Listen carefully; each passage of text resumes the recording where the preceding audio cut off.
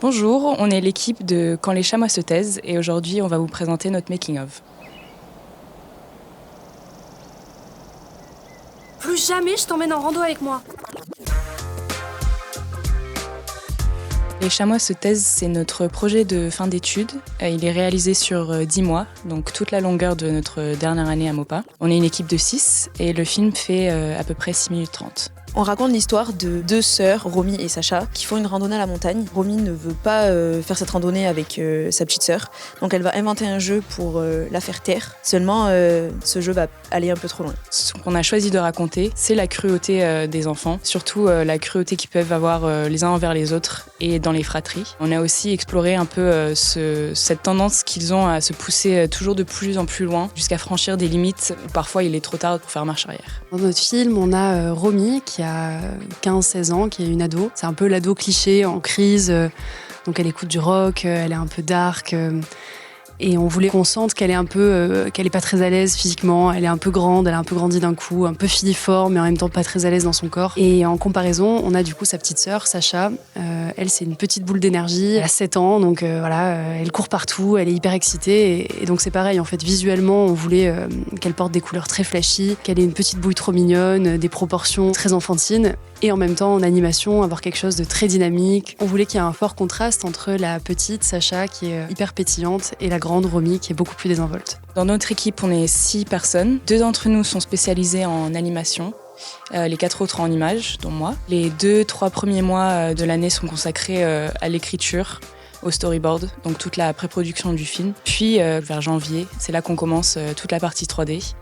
Et on retourne un peu dans nos spécialités respectives pour que la production se passe la plus efficacement possible. J'étais en charge des environs, des décors.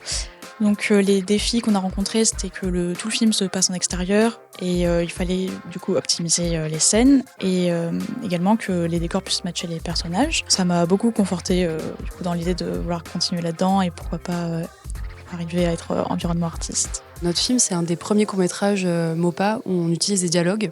Et c'était hyper important pour nous, pour donner vie à nos personnages et que ce soit très authentique dans leur relation. Mais donc ça a été un challenge technique puisque dialogue dit lip sync. Donc il a fallu qu'on se forme un petit peu sur ça aussi, qu'on écoute des retours de profs et qu'on arrive à travailler avec les comédiennes pour avoir un résultat qui nous plaisait et qui marchait bien avec le film.